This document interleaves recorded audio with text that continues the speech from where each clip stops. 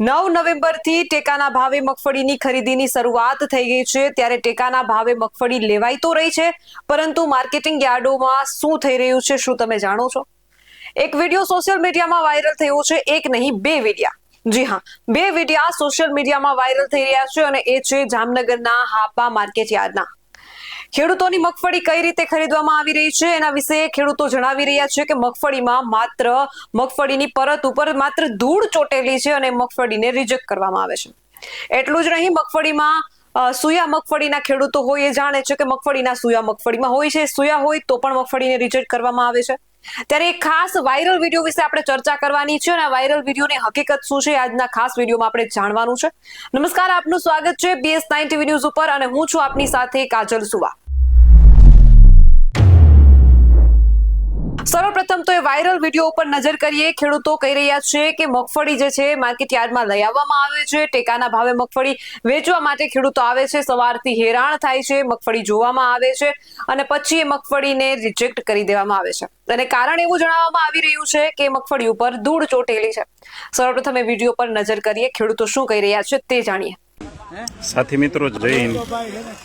આ છે Hapa marketing yard અને મગફળીની જે નાફેડ ખરીદી કરે છે એમને લઈ અને અવારનવાર ખેડૂતોના ફોન આવતા હતા. આજે અહીંયા મુલાકાત લીધી છે અને એક ખેડૂત છે જે આ બેઠા છે, એમનો આ મગફળીનો ઢગલો છે. આ ગઈકાલથી અહીંયા બેઠા છે. આ દાદા અહીંયા બેઠા છે, આખી રાત અહીંયા બેઠા હતા. આ ઢગલો લઈને કાલે આવ્યા છે. આ બે એના ઢગલા છે. આ એનો દીકરો છે. આ મગફળી એટલા માટે રિજેક્ટ કરવામાં આવી કારણ કે એમનું કેવું એવું છે કે ઉતારો તો બરાબર આવી ગયો છે પણ આમાં ધૂળ છે ચોટેલી. આ પોપટા જે હોય ને, આ પોપટામાં આ ધૂળ જે ચોઈટી છે, કારણ કે આને કદાચ એમ છે કે મગફળી છે ઇન્ડસ્ટ્રીઝમાં થતી હોય છે એટલે ધૂળ ન આવવી જોઈએ. મગફળી છે એ ખેતરમાં થાય તો એમાં ધૂળ તો હોય જ. આપણે ખેડૂતના દીકરા છીએ, સેમ્પલિંગમાં ઉતારો જેને જોઈએ છે એ આવી જાય છે. માથે પોપટાની ઉપર ઝીણી ઝીણી માટી જે ચોટેલી હોય, ગાંગડા નથી અલગથી, જે ચોટેલી હોય, આ કંઈ માથે ચોટતી તો છે નહીં. એટલે આપણે એને સામાન્ય પ્રશ્ન પૂછ્યો અધિકારીઓને કે તો તમે કહેતા હોય તમે કુંડીમાં પેલા ધોઈ આવ્યા પછી હલાવશો? તો કે ના, તો ભેજ લાગી જાય. બીજો પ્રશ્ન એ છે, બીજો ઢગલો જે છે એ બતાવું તમને. એ ઢગલામાં એમ કે છે કે મગફળીમાં હુયા છે, હુયા. હવે આપને ખબર નથી કે માંડવી છે એમાં હુયા કેવી રીતે ન હોય. શું નડે છે? આ કોઈ પણ પોપટો હોય ને, આ પોપટાની પાછળ જે આ છે ને, આના ઉપર પોપટો બંધાય, આના ઉપર આ એને નડે છે. આ જે છે ને આ નડે છે. આનું અમે કેલ્ક્યુલેશન કર્યું. 100 પોપટે 36 પોપટામાં હુયા છે, 64માં નથી. પણ ખબર નહીં, એને નડે છે એટલા માટે રિજેક્ટ થયું. ખેડૂતો અહીંયા બે દિવસથી રજડે છે પણ આપણે સમજાવ્યું કે ભાઈ તમે ભરી લ્યો, ખેડૂતોને પરેશાન કરોમાં. આમ પણ આ મગફળી છે આમ તો તમારે ગોડાઉનમાં લઈ જઈને તો હળગાવાની જ છે. હવે સાંભળીએ ખેડૂત શું કહે છે. દાદા, ક્યારે આવ્યા મગફળી લઈને? કાલે. કેટલા વાગે? 5 વાગે. કાલુના અહીંયા જ છો? રાતે અહીંયા રોકાણા? બરાબર. શું વાંધો છે મગફળીમાં? થોડી ધૂળની હિસાબે રિજેક્ટ કરી. ઉતારો તો 15.5 નો આવ્યો. 15.5 નો આવ્યો. ઉતારો જેટલો જોતો તેટલો આવી ગયો પણ ધૂળ છે એટલે રિજેક્ટ કરી. ગાંગડી નથી, પોપટે શોર્ટ ધૂળ. શોર્ટ ધૂળ છે. એ ધૂળ છે એ આપણે કાઢવી હોય તો નીકળે? નો નીકળે. કેવી રીતે કાઢવી? ધોવે તો થાય, ધોવે તો ભેજ વગરે. ધોવે તો ભેજ કરે. બરાબર. સરપ્રાઈઝ એ છે કે બીજો જે ઢગલો છે એ ઢગલામાં એક જ સર્વે નંબરમાંથી એક છે આ સેન્ટરમાં આવ્યો છે, બીજો છે બીજા સેન્ટરમાં ગયો છે. બીજા સેન્ટરમાં પાસ થઈ ગયો છે. એટલે દુનિયાભરની જે કાંઈ પણ ભેગી અહીંયા થઈ છે, એટલે હવે આપણે સૌએ સમજવાનો સમય આવી ગયો છે. અને આ ઢગલાનું રીસેમ્પલિંગ કરાવી અને જ્યાં સુધીના નીતિ નિયમો જે છે એ ક્લિયર નહીં થાય, સવારના અમે અહીંયા છીએ અને આ દાદા છે એ કાલના રોકાણા છે અને અમારે હજી એક રાત રોકાવી પડે તો રોકાઈ જવું છે. પણ જ્યાં સુધી ખેડૂતોને જ્યારે પણ પ્રશ્ન થશે ત્યાં અમે ઊભા આવીશી ને ઊભા આવીશી. એટલે સત્તાના નશામાં મદાન થઈને જો કોઈ રાક્ષસોને એમ હોય કે આપણને મનમાની ચલાવી લેશે તો એવું ચાલશે નહીં.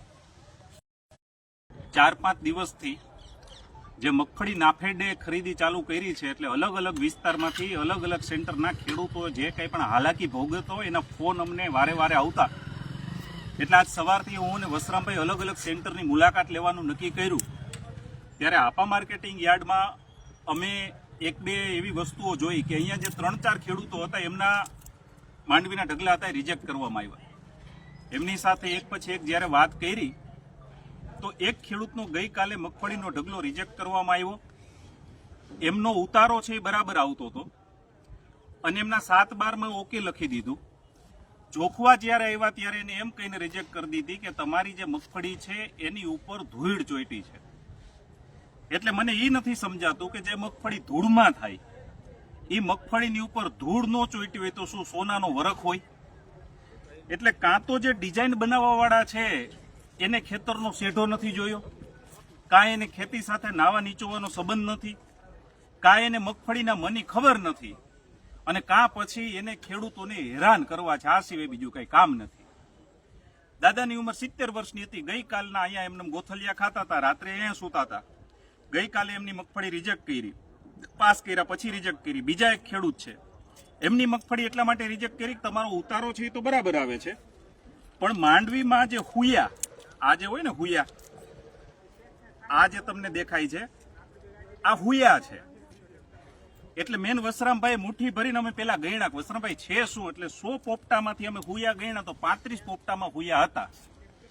ખેડૂના દીકરા હોય ને ખબર પડે કે મગફળી છે હુયામાં જ બેહે.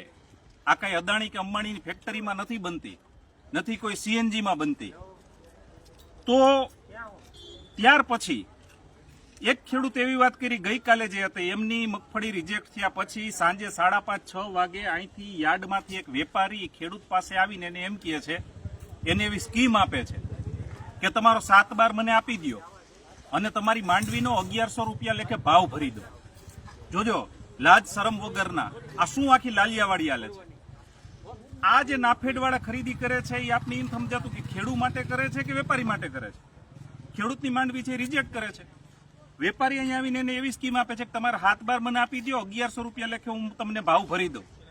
એટલે એનો મતલબ એનો 7/12 લીધા પછી આ વેપારી છે એ જાહેર હરાજીમાંથી 1200-1250 વાળો ઢગલો છે અહીંયા આપી અને પોતે 200-250 રૂપિયાની કટ છે એ સરસ મજાની ખાઈ લે. ખેડૂત ભલે ભૂખે મરે. કાં આવું હોય, કાં આ લોકો બધા મળેલા હોય, અને કાં આની એવી ડિઝાઇન ને એવું સેટિંગ હોય કે દિવસના 4-5 ઢગલા આવા રિજેક્ટ કરી નાખવાના. એમાંથી 2-3 વાળા છે એ યાર્ડના વેપારીઓ એમના જે સેટિંગ બાજુ હોય એ આવીને કરી જાય, અને બાકીના 4-5 જણા છે ખેડૂતો એ ભાજપના ચૂંટાયેલા કોઈ સદસ્યો હોય, એમના ચેલા ચપાટા, એમના ચમચાને ઓશિયાળા થાય, ભાઈ સાહેબ બાપો કરે અને પછી ઓલા ફોન કરી અને પાસ કરાવી દે. આવી વ્યવસ્થા છે. કારણ કે આ ઢગલામાં જે એને હુયા નડતા હતા, અમે ફરીથી રીસેમ્પલિંગ કરાવ્યું. એટલે શરૂઆતમાં તો રીસેમ્પલિંગ કરવામાં ઠાગાઠૈયા કર્યા. પોલીસને બોલાવી રાખેલા, ભાઈ અમે આતંકવાદી થોડા છે, આમ થોડા પોલીસથી બીવાવાળા છે, કાળા કામ તો તમારે કરવા છે, બીવાનું તમારે હોય, પોલીસથી બીવાવાળા તો અમે છીએ નહીં. સેમ્પલિંગ કરવાના મૂડમાં નહોતા એ, પણ અમે પૂરેપૂરા મૂડમાં હતા કે જ્યાં સુધી આનું દૂધ ને પાણીનું પાણી ન થાય ત્યાં સુધી અહીંથી જવું નથી. ફરીથી રીસેમ્પલિંગ કરવામાં આવ્યું. આ હુયાવાળો ઢગલો છે એ પાસ કરી દેવામાં આવ્યો. પણ આખી જે આ લાલિયાવાડી ચાલે છે એ ચલાવવા દેવામાં નહીં આવે. અને તમે પોલીસને શું, તમારે જેને બોલાવા એને બોલાવી લો. આમ ડરવાવાળા છીએ નહીં. અને જ્યાં સુધી ખેડૂતો પરેશાન થશે ત્યાં સુધી એમની ખેડૂતોની આગળ અમે તમને જોવા મળશે. જી વસરામભાઈ, આજે હું સવારના 9 વાગે ખેડૂતોના મને કાલે ફોન આવ્યો, કાલે હું અહીંયા આવ્યો હતો. ત્યારે હજી કોઈના સેમ્પલિંગ ચાલુ હતા, થયા નહોતા, કોઈની મગફળી રિજેક્ટ નહોતી થઈ. પણ કાલે મને બપોર પછી ફોન આવ્યો તો બહાર હતો. પછી પ્રકાશભાઈને ઘણા બધા ખેડૂતોના ફોન આવ્યા. એટલે સવારમાં પ્રકાશભાઈને મારે વાત થઈ. હું સવારે 9:30 આવી ગયા, પ્રકાશભાઈ પણ 10:30 પહોંચી ગયા. તો અહીંયા આગલે દિવસે જે ખેડૂતને હું મળ્યો હતો એનું ખેડૂતની મગફળીમાં નોર્મલ ધૂળ ચોટેલી હતી. કારણ કે જે કરાર જમીન હોય એની અંદર ખેડૂતના દીકરા હોય ને ખબર પડે કે એમાં ધૂળ ચોટેલી હોય, કરાર જમીનમાં ધૂળ આવે માંડી. હવે એ નોર્મલ ધૂળ હતી. હવે કાલે જે ખેડૂતની મગફળી હતી મેં કીધું કે આ મગફળી તમે લઈ લીધા. એના ચેરમેન મુકુંદભાઈ સભાએ કે અમે મગફળી જોખાવી લઈશું, પણ એ મગફળી જોખાવી નહીં.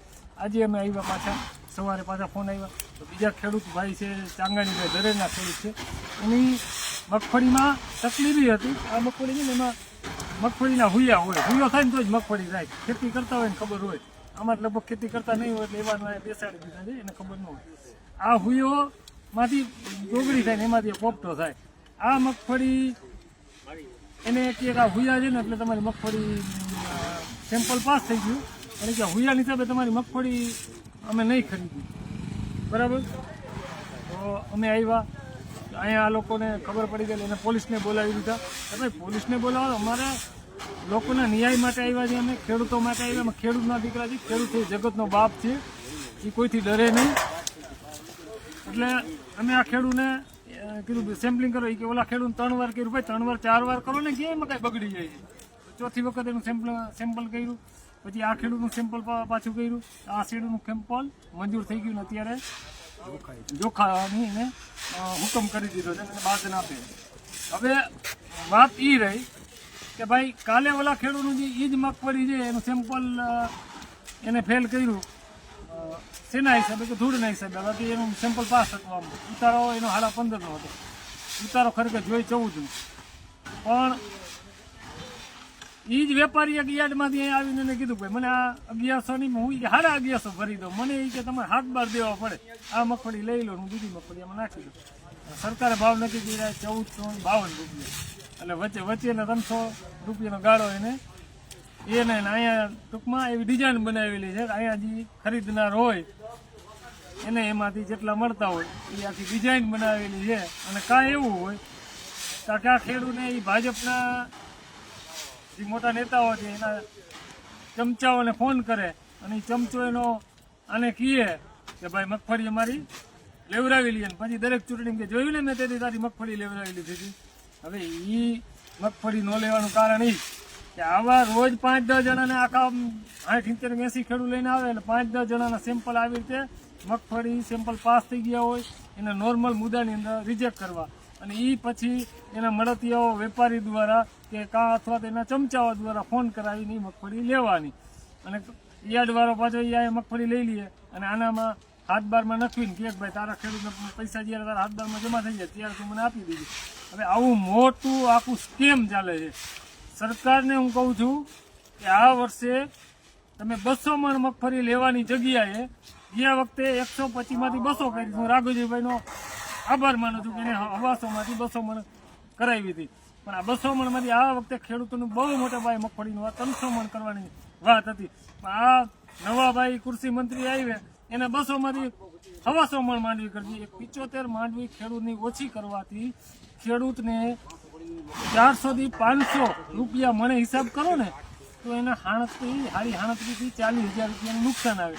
અને 44,000 રૂપિયા 2 હેક્ટર તો ખેડૂતોએ ને આ જે માવઠાની એ નુકસાની છે તો એના સામે તો એ પૈસા એને સરકારે ખેડૂતને આ રીતે ઓછા કરી લીધા. કઈ રીતે આખી સ્કીમ બનાવે છે, કેવી સ્કીમ બનાવે, ખેડૂતને કઈ રીતે પૈસા ના આપો.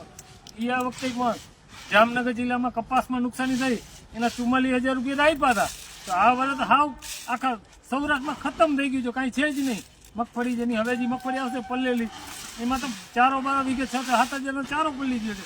તો એની સામે એને કાંઈ દેવું નથી. એટલે એ મગફળી ઓછી લઈને એમાં એની વળતર જે ચૂકવશે એ લઈ લીધી. ખેડૂતોને ક્યાં સુધી હેરાન કરશો. હું સરકારના કૃષિ મંત્રીને કહેવા માંગુ છું કે હજી તો પલ્લેલી મગફળી આવશે, તમે આના પેરામીટર સુધારો કરો અને આ તમારા માણસો જે ખોટા ભ્રષ્ટાચાર કરે છે એના ઉપર એક્શન લ્યો અને તાત્કાલિક ગરીબ ખેડૂતો રાત દિવસ મહેનત કરીને આતેડી કકડતી હોય, કાલના અહીંયા પડ્યા છે 70 વર્ષનો બાપો અને એનો છોકરો કાલના અહીંયા બેઠા છે.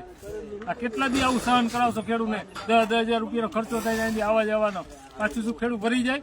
એ તો ખેડૂત 1000 માંગે 1000 ની બિચારો વેચી નાખવાને, કારણ કે એને લાચારી છે, એને 2 બિયારણ ખરીદવા છે. તો વધારેમાં વધારે ખેડૂતોની મગફળી ખરીદી કરો અને તાત્કાલિક ધોરણે ખેડૂત ભાઈનું 2 શબ્દ સાંભળો. મારી મગફળી સવારે રિજેક્ટ કરવામાં આવેલી હતી. મારી આજ 2 નાફેડ સેન્ટરમાં નંબર આવ્યો છે, એક હેબા બાયપાસ અને એક અહીં હાપાયાત ખાતે. હેબા બાયપાસ સવારે આ જ વકલ એક જ મગફળી સવારે પાસ થઈ ગયેલી હતી અને અહીંયા હાપાયાત ખાતે નાફેડમાં પહેલી વાર સેમ્પલ લેતા મગફળી રિજેક્ટ કરવામાં આવેલી હતી. પછી મેં પ્રકાશભાઈને જાણ કરતા પ્રકાશભાઈ આવેલા, બીજી વાર પ્રકાશભાઈ માટે ઉભા રહીને સેમ્પલ કરાવતા મગફળી પાસ કરવામાં આવેલી છે. ક્યાંક ને ક્યાંક ખેડૂતો સાથે અન્યાય થઈ રહ્યો છે, શોષણ થઈ રહ્યું છે. મગફળી ઉપર ધૂળ ચોંટવાના બહાને, મગફળીના સૂયા હોવાના કારણે કપાસની વાત કરવામાં આવે તો કડદો કરવામાં આવે છે, કડ કાઢવામાં આવે છે. માર્કેટિંગ યાર્ડોમાં વેપારીઓ જે છે તે ખેડૂતોનું ક્યાંક ને ક્યાંક શોષણ કરી રહ્યા હોય, પોતાની દમનકારી નીતિ ચલાવી રહ્યા હોય તેવું આ વિડીયોમાં સ્પષ્ટ દેખાઈ રહ્યું છે.